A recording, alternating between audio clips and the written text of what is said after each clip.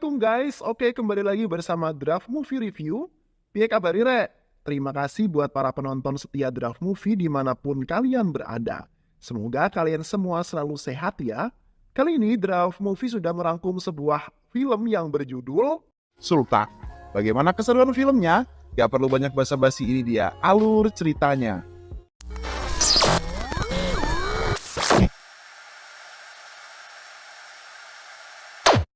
Cerita bermula di kota Madras pada tahun 1986.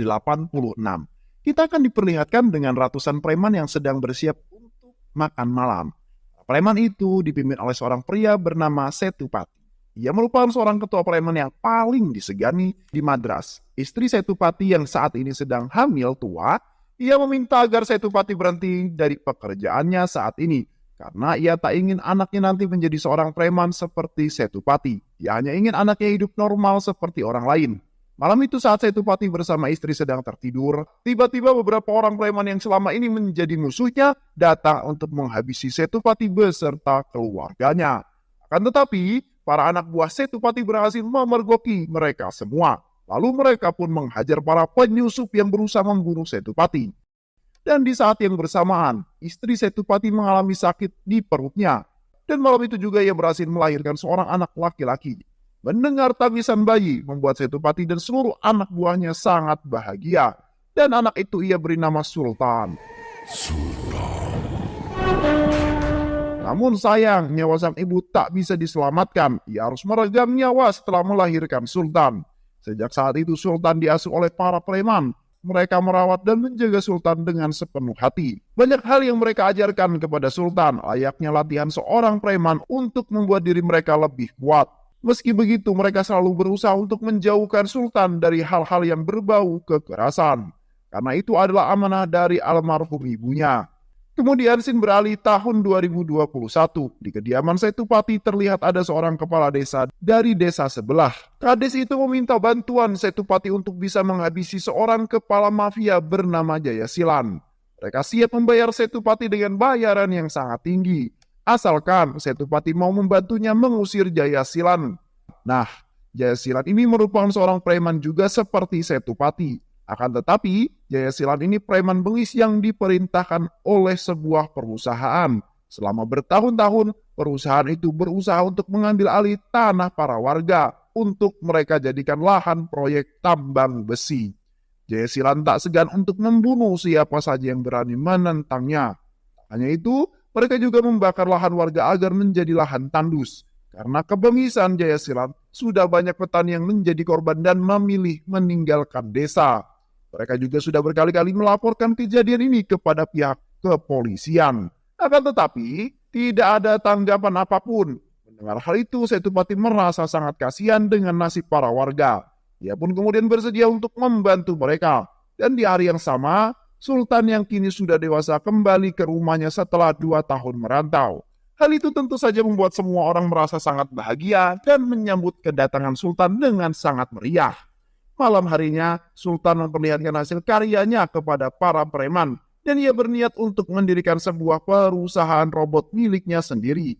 Kemudian mereka sangat mendukung proyek Sultan. Namun, tiba-tiba beberapa orang yang berprofesi sebagai kurir pizza datang dan langsung menembak Setupati dan semua preman yang ada di sana secara membabi buta. Setelah berhasil menembak preman, semua kurir pizza itu kabur. Sementara itu, para preman yang terluka dibawa ke rumah sakit. Saat itu Sultan melihat seorang ibu yang anaknya terluka karena tembakan semalam. Sultan merasa sangat prihatin atas tragedi yang telah menimpa keluarga dan semua anak buah ayahnya. Setelah kejadian tersebut, Sultan pergi menemui ayahnya dan meminta sang ayah untuk segera bertobat dan menjauhi kekerasan. Karena Sultan tak mau jika kejadian semalam terulang kembali dan memakan lebih banyak korban. Jika ayah tak bertobat, maka aku akan pergi dari rumah ini dan tidak akan balik lagi, ungkap Sultan. Mendengar hal itu, ayah tak banyak bicara, ia juga tak ingin Sultan terlibat dalam masalah rumah ini. Setupati tak memberitahu Sultan tentang masalah yang terjadi di desa sebelah. Namun, Sultan harus tahu jika yang selama ini ia lakukan hanya untuk masa depannya.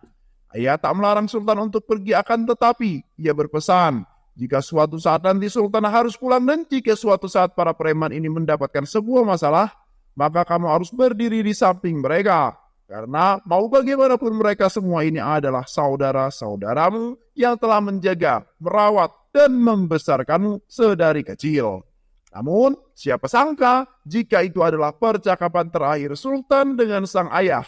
Karena keesokan harinya, ia mendapatkan kabar jika ayahnya telah pergi untuk selama-lamanya. Hal itu tentu saja sangat membuat Sultan dan seluruh preman sangat sedih atas kepergian Setupati. Tak lama, seorang pengacara kepercayaan ayahnya datang menemui Sultan dan memberitahu Sultan bahwa kejadian penembakan brutal yang terjadi malam itu adalah ulah anggota kepolisian. Mereka membayar 3 pembunuh bayaran untuk menghabisi ayah Sultan. Dan dalam waktu 10 hari, seluruh anggota kepolisian telah memerintahkan semua anak buahnya untuk memburu dan membunuh seluruh anak buah Setupati.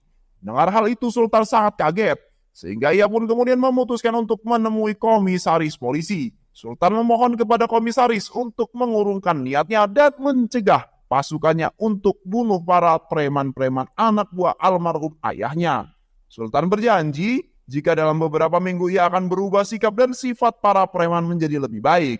Sebagai anak tunggal Setupati, Sultan yakin jika para preman itu pasti akan mendengarkannya. Mendengar hal itu, komisaris pun kemudian memberikan keringanan dan kesempatan kepada Sultan bahwa ia akan memberikan waktu selama 6 bulan untuk Sultan merubah sifat para preman tersebut. Komisaris tak ingin mendengar satu kejahatan apapun selama 6 bulan ke depan. Dan jika ia mendapati satu laporan kejahatan saja, maka ia tak segan menghabisi semua preman-preman itu. Sementara itu, paman Sultan yang bernama Mansur mendapatkan sebuah telepon dari Kades yang saat itu meminta bantuan Setupati. Kades itu mengabarkan jika kekejaman Jaya Silam sudah banyak memakan korban jiwa. Kades itu meminta agar Mansur dan seluruh anak buahnya datang ke desa dan mengusir Jaya Silan. Karena setelah kematian Setupati, Mansurlah yang memimpin para preman. Setelah mendapatkan telepon tersebut, Mansur mulai mengumpulkan dan menyiapkan seluruh pasukan preman untuk bersiap pergi ke desa sebelah untuk menghabisi Jaya Silan. Tetapi, saat itu ada seorang preman bernama Taraka yang tidak setuju dengan pendapat Mansur. Ia beralasan jika kita belum tahu siapa Jaya Silan sebenarnya.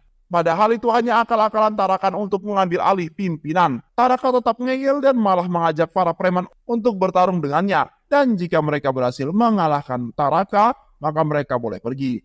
Sehingga pertarungan Tarakan melawan salah satu preman terkuat bernama Michael. Saat pertarungan berlangsung, Sultan tiba-tiba datang dan menghentikan pertarungan tersebut. Sultan menceramai para preman itu. Sultan kemudian meminta agar mereka jangan saling menyakiti. Karena kita semua ini adalah satu saudara. Seharusnya kita saling melindungi, bukan saling menyakiti, ungkap Sultan. Sultan juga melarang semua preman untuk melakukan kekerasan lagi. Akan tetapi, ia tak memberitahu apa alasan sebenarnya. Jika mereka bersikeras dan tetap melakukan kekerasan, maka ia akan pergi dari rumah dan tidak akan pernah sudi mengenal kalian semua lagi, ungkap Sultan. Hal itu Sultan lakukan karena sebenarnya ia sangat menyayangi para preman yang sudah ia anggap sebagai saudaranya. Ia tak ingin jika semua preman dihabisi oleh para polisi. Akan tetapi, Mansur sebagai pemimpin preman, ia akan tetap mengirimkan anak buahnya untuk membantu desa sebelah. Malam harinya, tanpa sepengetahuan Sultan, mereka diam-diam pergi, akan tetapi aksi mereka diketahui oleh Sultan dan beralasan jika mereka akan pergi untuk mencari jodoh untuk temannya. Mendengar hal itu tentu saja Sultan tidak percaya, sehingga Sultan pun kemudian memutuskan untuk ikut bersama mereka. Mereka yang tak bisa menolak akhirnya mengajak Sultan ikut bersama mereka. Singkat cerita, Sultan dan semua preman pun tiba di desa yang mereka tuju. Sampai saat ini Sultan masih belum mengetahui rencana Mansur. Ia dibawa ke rumah kepala desa untuk mengantarkan sahabatnya melamar anak kepala desa. Padahal itu hanyalah akal-akalan mereka untuk mengelabui Sultan. Saat lamaran akan berlangsung, tiba-tiba preman itu menolak untuk dijodohkan dan meminta jika pertunangan itu dibatalkan saja. Sultan terkejut mendengar pernyataan itu. Tak lama, anak dari kepala desa yang bernama Rukmani datang seketika membuat Sultan terpana dengan kecantikannya. Dan malah Sultan yang jatuh cinta pada Rukmani. Kalau Rukmani ceweknya saya juga mau. Begitu kata Sultan. Sultan langsung PDKT kepada Rukmani dan dia siap menikahinya. Semua orang terkejut mendengar perkataan Sultan. Dengan spontan Rukmani pun menolak lamaran Sultan. Kenal aja enggak, tiba-tiba ngajak nikah. Mansur mengajak Sultan kembali ke rumahnya. Tapi Sultan menolaknya. Semua itu karena Rukmani. ia akan terus berusaha mendapatkan cintanya Rukmani. Sultan meminta kepada semua preman untuk tinggal di desa ini. Sultan terus berusaha caper kepada Rukmani, tapi Rukmani tak peduli dengan Sultan. Malah Rukmani terlihat tidak tertarik dengan Sultan. Karena saat ini Rukmani hanya memikirkan tentang desanya, tak ada waktu untuk memikirkan soal percintaan. Ia sangat mengkhawatirkan keadaan desanya yang makin hari semakin memburuk. Hanya masyarakat yang menderita. Esokan harinya, Mansur and the gang mulai bersiap untuk melancarkan aksi mereka. Dan hal yang pertama mereka lakukan adalah mengintai setiap pergerakan Jaya Silan. Saat itu, si Taraka yang dari awal sudah kesal dengan Mansur. Tanpa sepengetahuan Mansur, tanpa pikir panjang, Taraka malah melakukan aksinya sendiri. Beruntung Michael yang melihat hal tersebut dengan sigap menarik Taraka agar tidak ketahuan. Hal itu Taraka lakukan agar dirinya dianggap sebagai seorang pahlawan. Sementara itu, Rukmani yang tengah bersama Sultan, ia kemudian menceritakan kondisi desanya. Rukmani menjelaskan jika bertahun-tahun warga desa sangat menderita dan tak bisa bertani. Padahal, bertani adalah sumber utama penghasilan mereka. Padahal dulu desa ini adalah desa yang subur dan makmur. Tapi semua itu berubah ketika seorang preman yang bernama Jaya Silan.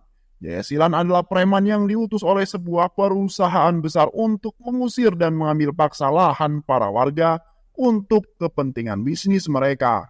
Rukmani bersumpah jika ia akan mengambil alih desanya dan mengembalikan kondisi desanya seperti dahulu kala. Mendengar hal itu, Sultan merasa kasihan kepada Rukmani. Dan Sultan berjanji bahwa ia akan membantu Rukmani untuk mengembalikan desanya menjadi desa yang aman dan makmur. Karena kejadian itu bertahun-tahun para warga terus dihantui rasa takut. Terlebih ketika seorang mengabarkan jika Jaya Silan mengambil paksa lahan warga. Mendengar hal itu, para warga semakin dibuat takut karena tak lama lagi mereka akan kehilangan tanah kelahirannya. Dan pada akhirnya, Sultan mulai menyadari tujuan yang sebenarnya dan alasan saudara-saudaranya datang ke desa ini. Dan membuat Sultan dilema. Di satu sisi, ia sudah berjanji pada komisaris untuk tak ada lagi kekerasan dan membuat para preman-preman menjadi lebih baik. Esokan harinya, Mansur dan semua anak buahnya pergi ke pasar karena mereka akan segera menghabisi Jaya Silan di pasar. Mansur memberitahu preman yang lain agar jangan membiarkan Sultan pergi ke pasar sebelum mereka menyelesaikan tugas ini. Akan tetapi mereka mendapatkan laporan jika Sultan dalam perjalanan menuju pasar, sehingga Mansur terus menghentikan misi ini dan menarik mundur semua preman. Akan tetapi, si Taraka lagi-lagi berbuat ulah. Ia malah menyuruh salah satu preman yang tuli untuk menyerang Jaya Silan. Namun hal itu diketahui oleh Sultan. Sultan langsung menariknya dan menghilang dari keramaian pasar. Karena kejadian itu membuat Sultan sangat marah. Ia meminta agar mereka semua menjauhi kekerasan. Itu kemudian Mansur menjelaskan jika yang mereka lakukan semata-mata hanya untuk menunaikan janji almarhum Setipati. Akan tetapi, Sultan tak peduli apapun alasannya. Tak ada satupun yang boleh melakukan kekerasan selama dia masih ada di sini. Tak berselang lama, beberapa warga datang kepada Sultan sambil menangis. Mereka kemudian menceritakan tentang kekejaman yang dilakukan Jaya Silan yang telah menyiksa semua warga desa tanpa pandang bulu. Hal itu mereka lakukan untuk mengetahui siapa pelaku yang berusaha untuk membunuhnya. Warga memohon agar Sultan segera menyelamatkan para warga dari kekejaman Jaya Silan. Saat itu juga Mansur meminta izin kepada Sultan akan mengizinkannya untuk membunuh Jaya Silan kali ini saja. Akan tetapi Sultan tetap tak akan mengizinkannya. Karena Sultan tak ingin jika keluarganya akan ditembak mati oleh para polisi. Sehingga ia pun kemudian memutuskan untuk datang kepada Jaya Silan dan berbicara secara baik-baik. Saat di perjalanan menemui Jaya Silan, ia sangat terkejut ketika melihat kebengisan Jaya Silan dengan mata kepalanya sendiri. Jaya Silan udah kelewatan. Sultan yang tak terima dengan perlakuan Jaya Silan secara tiba-tiba, Sultan yang tak suka kekerasan berubah menjadi seorang yang sangat jago grit. Dengan penuh amarah ia menghajar semua anak buah Jaya Silan secara membabi buta. Para preman-preman yang melihat hal itu terkejut. Sultan yang mereka kenal sebagai anak pendiam ternyata seorang yang sangat jago gelut. Dan akhirnya, Sultan dengan mudah berhasil mengalahkan Jaya Silan beserta pasukannya. Dan semenjak kejadian itu, seluruh masyarakat menganggap Sultan sebagai dewa. Mereka sangat bahagia karena akhirnya Jaya Silan berhasil dilumpuhkan oleh Sultan. Seorang pengusaha jahat yang bernama Rafa mendapatkan kabar jika Jaya Silan berhasil dikalahkan oleh seorang pemuda. Dan ternyata si Rafa ini adalah orang yang telah membayar Jaya Silan untuk mengambil alih lahan milik warga. Ia merasa sangat kesal karena proyeknya akan terancam. Tak lama, Sultan mendapatkan telepon dari pengacara keluarganya dan menginformasikan jika saat ini polisi tengah melakukan pemburuan para preman dan mereka sudah membunuh beberapa preman. Ia juga meminta agar Sultan dan preman-preman yang lain jangan pulang terlebih dahulu. Merasa tugasnya sudah selesai, hari ini Mansur bersama semua preman bersiap untuk kembali pulang. Akan tetapi, Sultan menghadang mereka agar jangan dulu pulang. Sultan mengajak para preman itu tinggal untuk sementara waktu di desa itu dan membantu masyarakat untuk bertani. Padahal itu cuma akal-akalan Sultan, karena ia tak mau saudara-saudaranya diburu oleh para polisi. Sultan masih tak memberitahu alasannya kepada para preman, sehingga membuat semua preman itu merasa bingung dengan keputusan Sultan. Malam harinya, para preman-preman mendatangi Sultan untuk memprotes tentang keputusan Sultan. Mereka berpikir jika semua itu ada hubungannya dengan Rukmani. Mereka juga protes karena sudah bertahun-tahun mereka menjalani profesi sebagai preman, dan tak mungkin jika mereka harus menjadi seorang petani. Akan tetapi keputusan sudah sangat bulat. Ia ingin para preman itu tetap tinggal di desa ini dan belajar bertani selama beberapa bulan. Keesokan harinya, warga dikejutkan dengan kedatangan Rafa. Kedatangan Rafa saat itu hanya untuk menawarkan kepada Sultan agar Sultan mau menjadi anak buahnya dan ia akan membayar Sultan dengan bayaran yang sangat tinggi. Ia juga meminta agar Sultan mau melepaskan desa ini. Dengan tegas, Sultan kemudian menolak tawaran Rafa. Sultan meminta agar Rafa pergi dari desa ini sekarang. Jika tidak, maka Sultan akan menghajarnya hingga babak belur. Merasa sakit hati, Rafa kemudian menyewa beberapa pembunuh bayaran untuk menghabisi Sultan. Akan tetapi, Sultan menyadari hal tersebut. Dengan mudah, ia kemudian menghajar semua pembunuh bayaran itu. Sultan juga melakukannya dengan sangat hati-hati, karena ia tak ingin membangunkan semua preman-preman itu.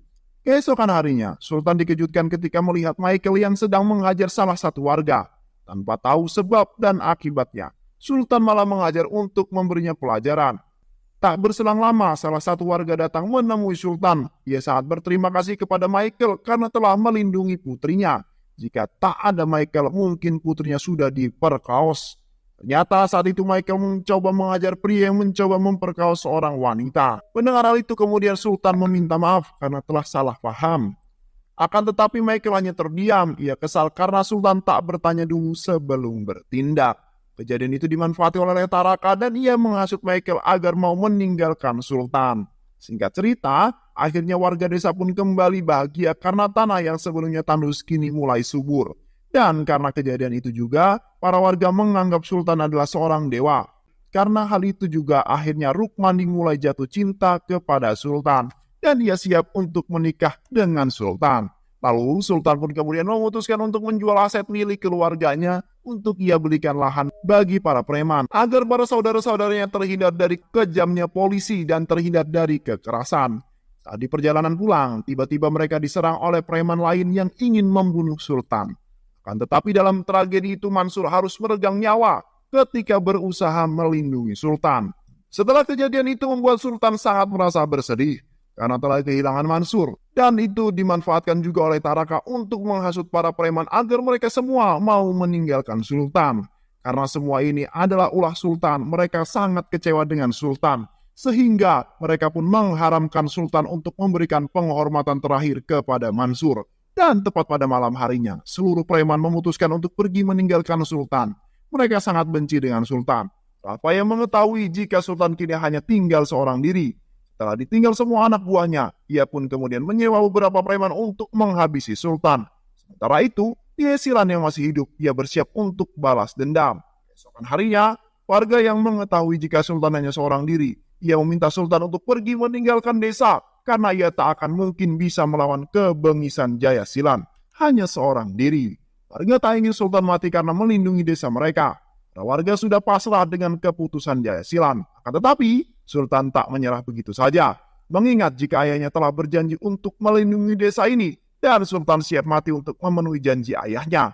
Lalu, Sultan kemudian membuat sebuah rencana untuk menghabisi semua pasukan Jayasilan.